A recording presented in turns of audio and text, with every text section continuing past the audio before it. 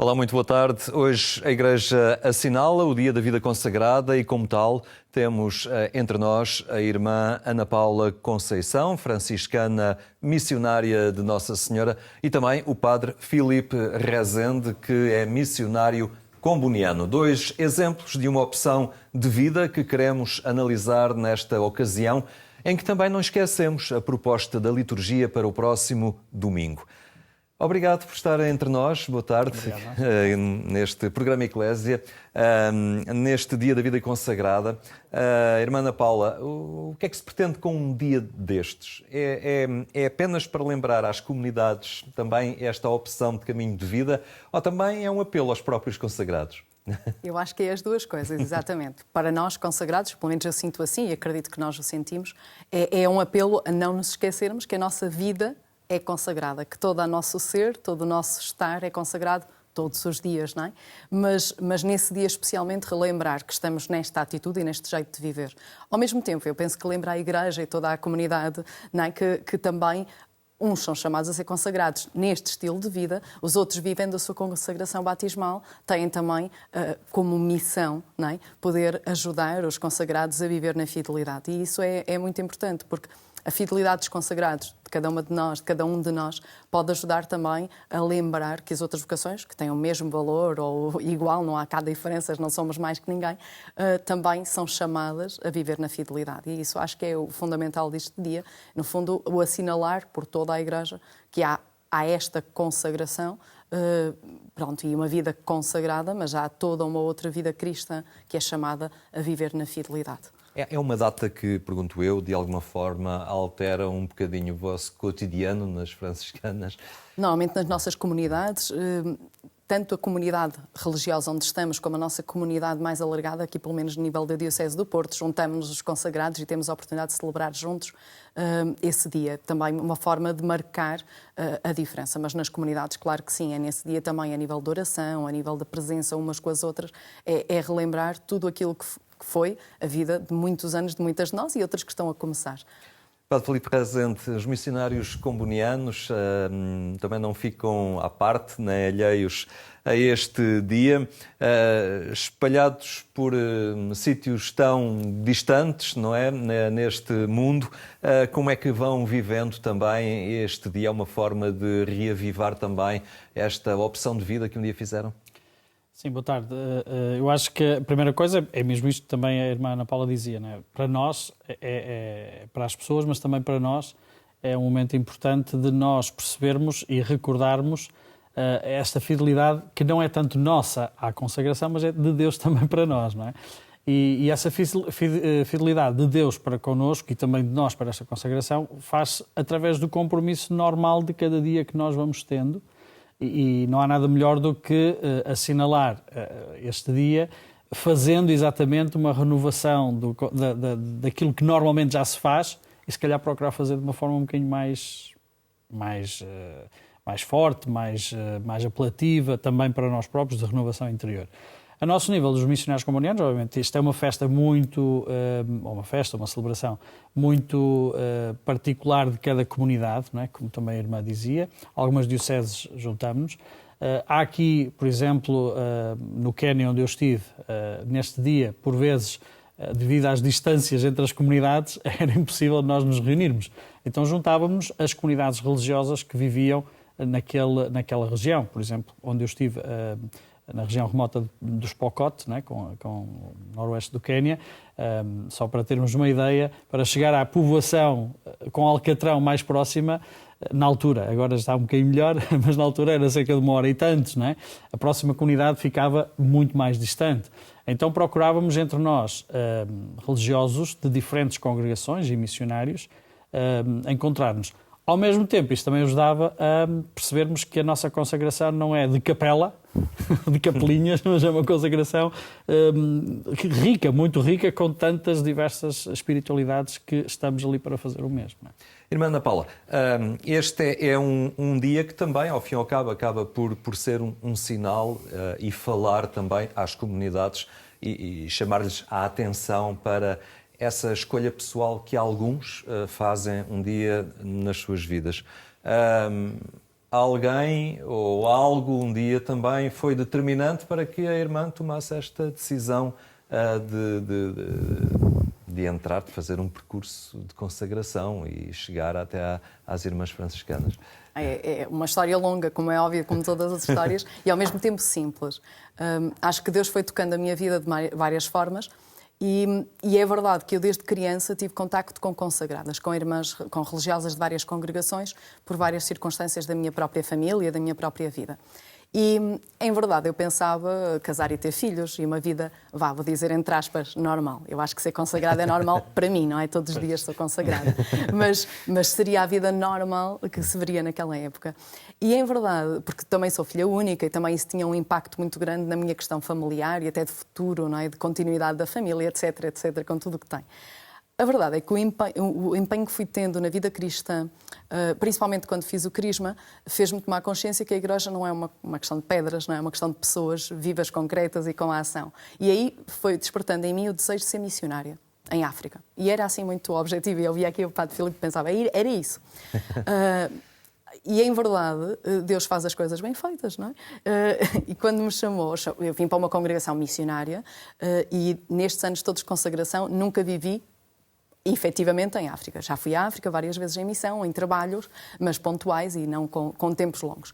Mas a verdade é que a consciência que fui tendo de que a igreja é feita de pessoas concretas e de realidades concretas fez-me conhecer várias congregações, fazer vários encontros em várias congregações, continuar com a ideia de casar também e ter experiência de namoro também, sem desgostos, sem aquelas ideias que às vezes tem, que é um desgosto que leva a que se vá para a vida religiosa. Não dá certo. Eu que acompanho os jovens vejo isso, não dá certo, não é? Porque depois o desgosto tem que se resolver mais do que na vida religiosa tem que se resolver na vida de cada um.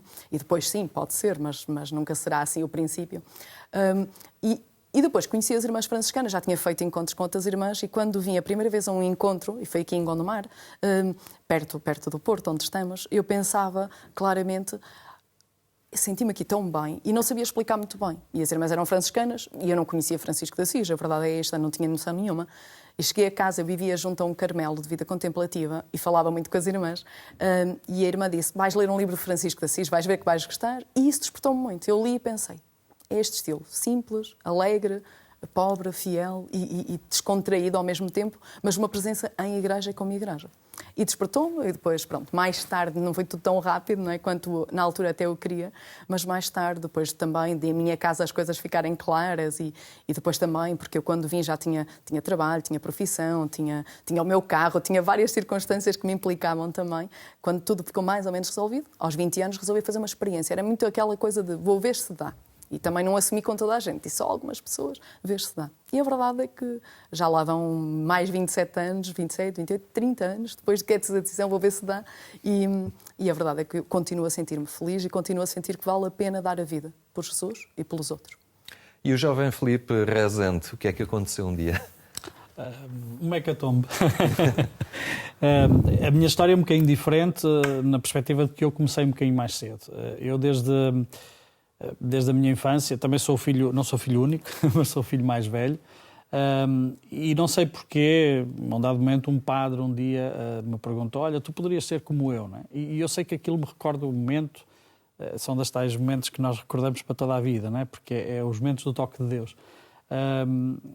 Podias ser como eu, mas foi assim meio de uma brincadeira, mas eu recordo esse momento tal e qual como se fosse, para mim, único, que não havia mais ninguém, não é? E eu tinha 10 anos, não é? Quarta classe. Na altura, os meus pais, portanto, comuniquei aos meus pais, aquela coisa de criança, não é? E por acaso, meu pai não é que fosse na altura muito ainda de igreja, portanto as coisas mudaram, era mais a minha mãe, mas era uma pessoa crente e tudo isso. E foi ao seminário dos missionários da Boa Nova em Cocujães, porque eu sou natural aqui do norte, de Oliveira das Mães, e na altura disseram-lhe, olha, tens que esperar até ao 6º ano, não é? E na altura eu saí da minha terra para ir para a escola, na altura básica e preparatória, fora da minha aldeia. E chegado ao final do 6º ano, meu pai perguntou-me, então, como é que é? Já podes ir? Como é que... Na altura, os olhinhos começaram a olhar para outras coisas, não é? Como eu costumo sempre brincar. E eu disse-lhe, não, é melhor não, temos que pensar, etc. Mas também aí já era Deus a atuar. Porque porque eu andava atrás de uma menina, dos olhos de uma menina, não é? Então foi com 12 anos, pronto, imagine-se. Mas eu creio que são tudo coisas que Deus vai atuando no meio destas coisas que às vezes nós pensamos que nem tem nada a ver, mas tem tudo a ver. Passado um ano e pouco, os missionários comunianos vieram a fazer um dia de animação missionária na minha terra, e no final da Eucaristia, o padre Fernando, na altura, que agora até é nosso provincial, disse: olha, venham ali à sacristia e tal, porque quero falar-vos das revistas missionárias e coisas assim. E eu fui alimentando aquilo um bocadinho às escondidas, mas também com aquela coisa de adolescente. E é bom dizê-lo isto porque às vezes nós pensamos, não, temos a ideia já, não pensamos em mais nada, isto é divino. Não é assim que as coisas acontecem. É muito natural, é dúvidas, é crescimento, tudo isso. No final ele perguntou, então, apresentou as revistas, algum de vocês já pensou em ser missionário, em ser padre e tal?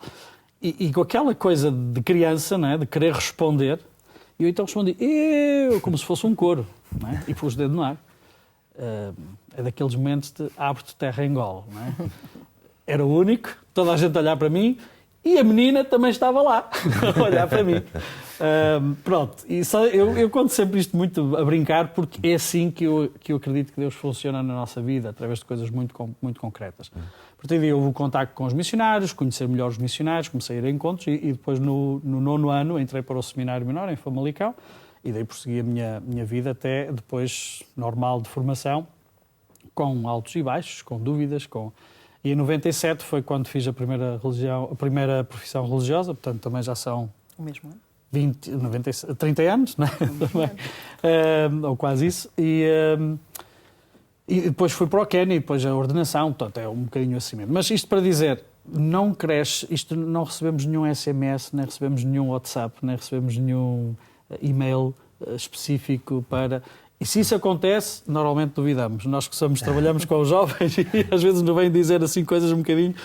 às vezes duvidamos, porque Deus normalmente não atua assim. Claro. E precisamente porque trabalham com os jovens, pergunto à irmã Ana Paula, percebe nestes jovens de hoje disponibilidade, curiosidade, vontade, digamos, espaço interior para o questionamento, para que também eles se deixem fascinar, às vezes, por alguém que lhes pergunta: quer ser como eu? Eu, de facto, no trabalho que vou tendo com jovens e porque tenho ido a muitas paróquias, normalmente para trabalhos de catequese, e depois também acompanho um movimento juvenil chamado Geofrater, com os nossos jovens, a verdade é que a questão vocacional é uma questão que surge sempre, quanto mais não seja, para saberem que existe. Eu acho não só a vocação à vida consagrada, mas também ao matrimónio cristão, também a vocação laical, não, e também a vocação sacerdotal. E normalmente nós apresentamos tudo numa linha de cada um tem o seu lugar e Deus chama a todos, não é? E chama. E sabemos que temos esta consciência clara, ama a todos e chama a todos. E a verdade, por exemplo, com o movimento juvenil Geofrater, este ano, pós-jornadas, o tema essencial que os jovens sentiam necessidade de trabalhar era exatamente o discernimento vocacional. E eu pensei, nós que não queremos impor esta ideia de vocações, para não dar a ideia que estamos a ir buscar pessoas, que é essa a ideia, porque não é, porque Deus serve-se de tudo, pode servir de nós e da nossa mensagem, até do nosso mail, mas não é essa a ideia. Achei muito bonito. E depois percebi a ideia a seguir, né? Aprofundando o tema com alguns dos jovens assim, mais responsáveis, a ideia era muito o discernimento vocacional como atitude de vida cristã, quer dizer, para o dia-a-dia. E depois diziam, e alguns de nós até podem sentir o chamamento para outra coisa. E eu pensei, muito bom, não ser eu a dizer, não sermos nós, irmãs, a dizer, o grupo de irmãs que estamos aqui, mas serem vocês a despertar para isto. Eu acho que existe. Agora, eu acho também que há muito desconhecimento sobre a vida consagrada. Seja a culpa nossa, porque cada vez, além de sermos menos, se calhar estamos em sítios de menos evidência, não nos damos a conhecer da mesma forma, seja também porque muita gente pensa, não, para fazer isto ou aquilo, eu tenho outras formas de estar, não preciso de ser irmã, não preciso ser padre, não preciso ter aquelas regras ou aquele jeito de viver. E às vezes mete-lhes muita confusão e mete confusão. Eu acho que há um grande respeito pela vida consagrada nos jovens. Isso eu sinto. Admiração até. Sim, eu acho. Mas mete-lhes muita confusão algumas coisas, quando falam dos conselhos evangélicos que seguimos, não é? Pobreza, obediência e castidade. Mete muita confusão. Começando pela castidade, depois vindo à pobreza e à obediência. Mete-lhes muita confusão, porque como é que podemos viver a vida toda assim? Porque não é uma questão de pontualidade, de fazer uma coisa durante um período curto ou algum tempo. É como é que eu vou a vida toda, não é?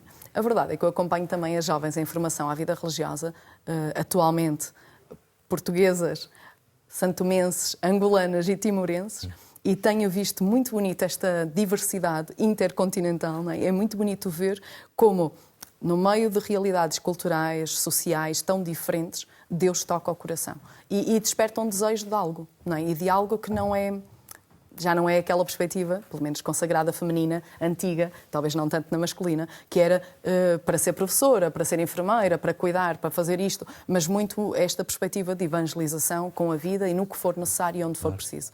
E ver gente destas realidades culturais, não é, sociais tão diferentes a agarrar e a desejar ser como Jesus, viver como Ele, os seus sentimentos e espalhar este reino de Deus que está no coração de cada um, dá muito gosto e a mim tem-me desafiado imenso também à fidelidade, não é? À minha vocação. Muito bem. Sem perdermos este dia da vida consagrada do nosso horizonte, não esquecemos também que habitualmente neste dia olhamos a proposta bíblica da liturgia do próximo domingo, que é o quinto domingo do tempo comum, e agora vamos escutar o Evangelho e depois comentamos um bocadinho.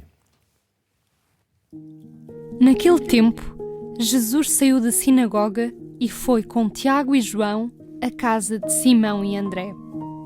A sogra de Simão estava de cama, com febre, e logo lhe falaram dela. Jesus aproximou-se, tomou-a pela mão e levantou-a. A febre deixou-a e ela começou a servi-los. Ao cair da tarde, já depois do sol posto, trouxeram-lhe todos os doentes e possessos e a cidade inteira ficou reunida diante da porta. Jesus curou muitas pessoas que eram atormentadas por várias doenças e expulsou muitos demónios. Mas não deixava que os demónios falassem, porque sabiam quem ele era.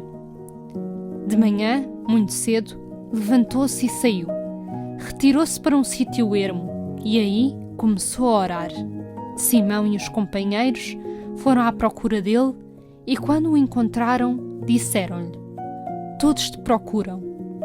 Ele respondeu-lhes: "Vamos a outros lugares, às povoações vizinhas, a fim de pregar aí também, porque foi para isso que eu vim."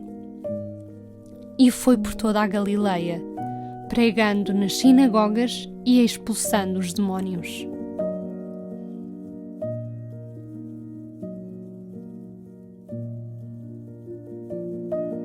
Padre Filipe Rezende, é um evangelho de Marcos que nos apresenta um Jesus preocupado também com a situação de sofrimento dos homens. Há esta preocupação pela felicidade, pela condição do homem. Podemos dizer que Deus não quer uma vida de sofrimento para os homens e que é este projeto também salvador que passa também pela nossa condição. De facto, esse é o tema que normalmente nós associamos também a este Evangelho, um bocadinho na linha também do Evangelho da semana passada, mas concretamente neste, a resposta que Jesus dá ao sofrimento humano. Na primeira leitura de hoje também temos Job que se lamenta e que não aceita que se diga que o sofrimento é um castigo de Deus, não é? E Jó insiste nisso. E Jesus vem, neste Evangelho, precisamente dar-nos pistas e confirmar que, de facto, Deus não é o culpado, nem temos que atirar as culpas do nosso sofrimento a Deus. Pelo contrário, a atitude que Jesus...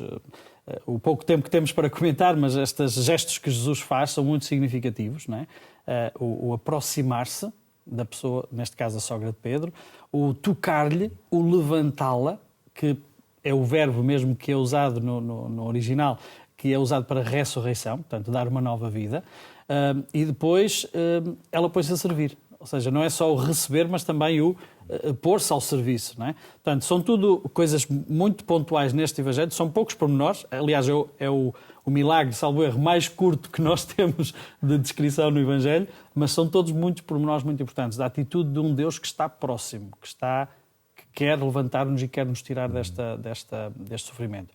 E depois, como nos outros duas outras cenas deste Evangelho, que o Jesus que nos pede que nós façamos, que um Deus que está do lado daqueles que não se resignam e que a atitude não é só o rezar e atribuir culpas a Deus, mas fazer algo para que Jesus trazem a Jesus outros, para que nós também, esta nossa responsabilidade de fazer com que estar ao lado daqueles que estão e sofrimento, caminhar ao lado deles. E terceiro, a oração, que não é um refúgio, Jesus em oração, não é um refúgio nem uma fuga daquilo que é o sofrimento, mas é onde nós compreendemos o sentido cristão do sofrimento.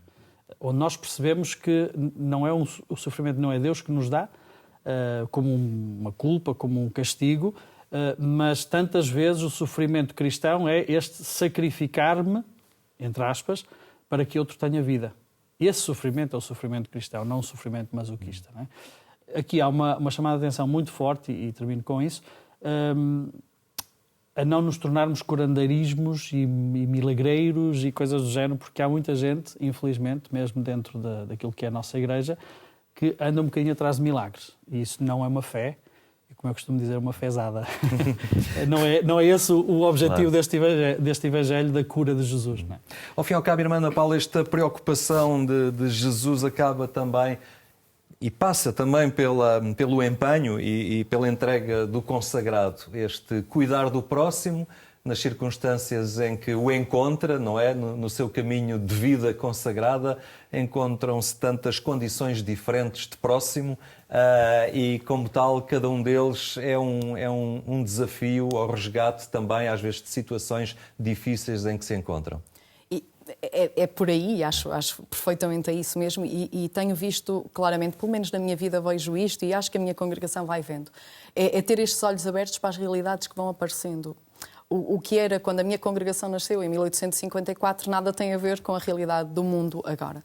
E não tendo nada a ver, é preciso termos os olhos abertos. E Deus, eu acredito que Deus muitas vezes coloca na nossa frente as situações, não é para a gente passar ao largo, não é para ficar lá, para ver, para ajudar e para tentar procurar soluções, ainda que não sejamos nós, porque eu acho que neste momento, pelo menos cá em Portugal, vejo muito isto. O consagrado neste momento não é aquele que vai fazer as coisas, mas é aquele que ajuda também a criar os meios para que muitos possamos agir e para mudarmos as realidades. E trazer isto que Jesus faz neste Evangelho, que é, retira a febre daquela mulher, mas não a deixa parada, não é? A seguir ela vai servi-los e vai estar à disposição. E no fundo, aqueles que tocamos também com a nossa vida possam também se sentir depois eles próprios a avançar, não é? E não ficarmos nós como salvadoras, não é? Seja sempre Jesus no centro. Isso é que é importante. Filipe Rezende, há pouco dizia-nos que um dia um padre lhe disse: quer ser como eu. Isso foi impactante para si, tocou. Sente também o peso nos seus ombros nesta opção de vida que fez, como a irmã também fez, o facto de ser para os outros testemunha deste caminho a que aderiu e como tal, os outros, quando o observarem, também poderão ser sensíveis a cada um dos gestos que vai fazendo, e esse gesto que se calhar nem pensa no que faz, no seu alcance, pode ser determinante para os outros que o veem. Eu olho para a nossa consagração não como uma renúncia, mas como uma escolha. Portanto, não é um peso. Eu não me sacrifico para ser melhor ou para ganhar o céu ou o que seja. Eu consagro-me porque escolho que esta é a forma como eu sou feliz e como Deus me chama a ser feliz e a realizar-me. Portanto, às vezes vemos a consagração também um bocadinho nessa perspectiva pesada, que não é. Muito bem, o nosso tempo não nos permite ir mais além. Eu agradeço muito a vossa presença hoje aqui no nosso programa, neste dia que dedicámos também à vida consagrada. Muito obrigado. Obrigada. A fechar, resta agradecer a sua presença e lembrar que amanhã, poucos minutos após as 6 da manhã, pode acompanhar a edição rádio do programa Eclésia na Antena 1. Tenha então uma boa tarde, tenha também um bom fim de semana.